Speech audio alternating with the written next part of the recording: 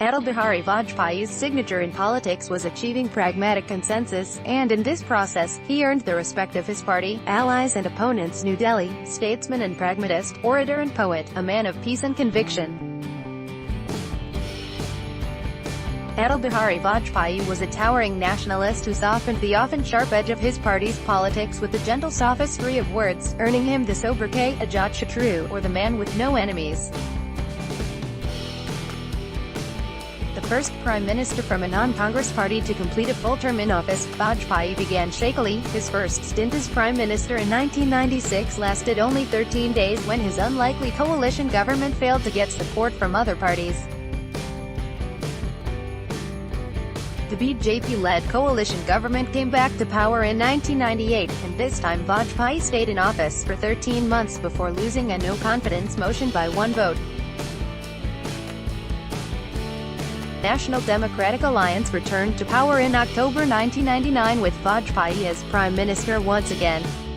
This time he lasted the entire term, capping a glorious career that saw him go from student activist to journalist, Rashtriya Swayamsevak Pracharak, member of parliament, foreign minister, opposition leader and finally a much-loved leader of the nation.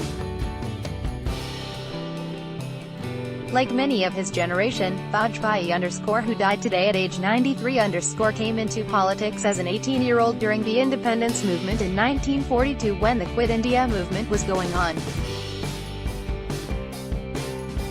A lifelong bachelor, Vajpayee was first elected to Lok Sabha in 1957 from Balrampur in Uttar Pradesh in India's second general elections.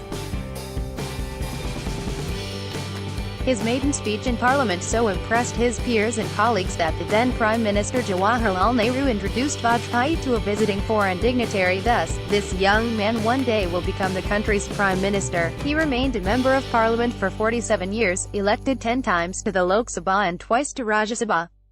Vajpayee's signature in politics was achieving pragmatic consensus, and in this process he earned the respect of his party, allies and opponents. Abroad, he projected a harmonious image of India and connected it to the world through his foreign policy outreach. Fluent in English, his oratory was at its best in Hindi. With his well-timed wit and carefully chosen words delivered with trademark long pauses, Vajpayee immediately connected with all those who came in contact with him, the common man, politicians, bureaucrats, students and world leaders. As foreign minister under the Janata Party government headed by Morarji Desai in 1977, Vajpayee was the first leader to deliver a speech to the United Nations General Assembly in Hindi. He was awarded India's highest civilian award, the Bharat Ratna, in March 2015. While his 6 years in office were defined by several crises including the hijacking of an Indian Airlines jetliner to Kandahar, Afghanistan in 1999, an attack on the Parliament building in 2001, communal riots in Gujarat in 2002 he also left a mark with peace initiatives and infrastructural projects. Chief among them is the Golden Quadrilateral Highway Network, connecting India's 4 major metropolises with 5,846 kilometers of roads. During his second term as Prime Minister, Vajpayee ordered nuclear tests in May 1998 in a strategic masterstroke to blunt Pakistan's nuclear ambitions while at the same time announcing a moratorium on future testing. He followed this up with peace overtures to Pakistan, riding on the first direct bus from India to Pakistan in February 1999. Undeterred by party hawks, Vajpayee arrived in Lahore on the bus, accompanied among others by legendary actor Devanand. Vajpayee met with then Prime Minister Nawaz Sharif in what was hailed as the dawn of a new era in India-Pakistan relations. However, then Army Chief Gen. Pervez Musharraf did not turn up to greet him at the Wagah border. It soon became clear why. Only months later, in June 1999, Pakistan began hostilities in Kargil that took the two countries to the brink of a full-scale war.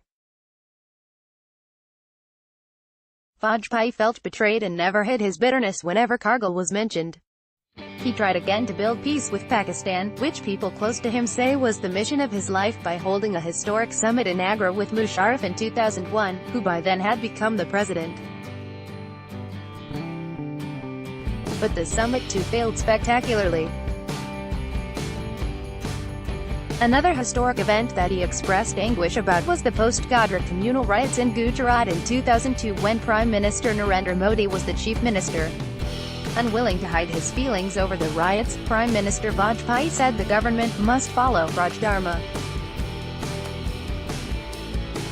In his autobiography, former President Pranab Mukherjee wrote that the Gujarat riots were possibly the biggest blot on Vajpayee's government that could have cost the Bharatiya Janata Party the 2004 Lok Sabha elections. After the NDA was routed in the elections, Vajpayee announced his retirement from politics in 2005 and slipped into relative political oblivion. He was rarely seen in public after suffering a stroke in 2009 and subsequently developed dementia. However, his influence loomed large over the party, which often quoted him and his policies.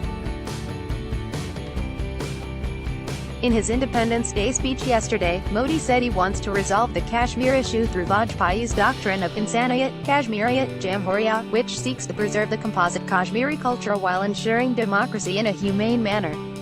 When he assumed office for the second time in 1999 as the head of a more stable coalition, Vajpayee had to abandon some of the cornerstones of BJP's policies to get the backing of more secular groups. This included the BJP's demands for scrapping the special status for Jammu and Kashmir, building a Hindu temple on the site of the Babri Mosque in Ayodhya and abolishing the separate civil code for Muslims. The demolition of Babri Masjid by Karsuiks in December 1992, when he was the leader of opposition in Lok Sabha, was an acid test for Vajpayee's secular agenda and his stand within the party. Vajpayee's trusted Lieutenant L.K. Advani and most BJP politicians supported the demolition, but Vajpayee condemned the attack unequivocally. At times he tried to appeal to Muslims and other minority groups and was seen as a reassuring figure for India's mainly secular establishment. His personal integrity was never seriously questioned, but arms bribery scandals exposed corruption in his government, and at times cast doubts on his judgment. A romantic at heart, Vajpayee wrote poetry in his spare time, and was a connoisseur of good food.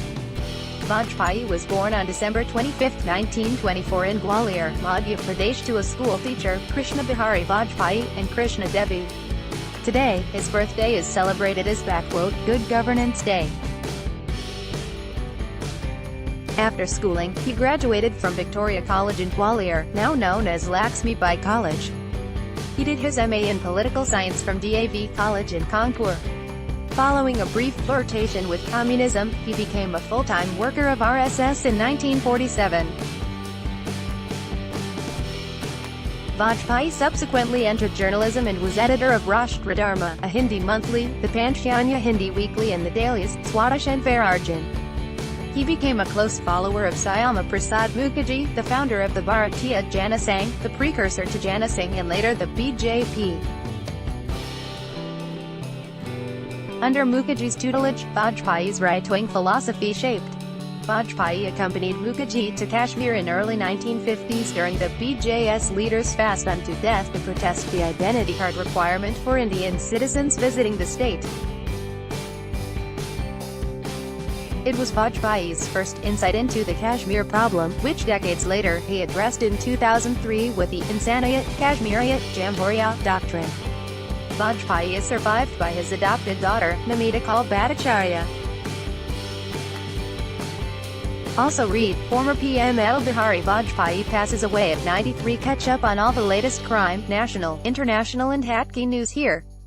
Also download the new Midday Android and iOS apps to get latest updates. This story has been sourced from a third-party syndicated feed agencies. Midday accepts no responsibility or liability for its dependability, trustworthiness, reliability and date of the text. Midday Management/mid-day.com reserves the sole right to alter, delete or remove without notice the content at its absolute discretion for any reason whatsoever.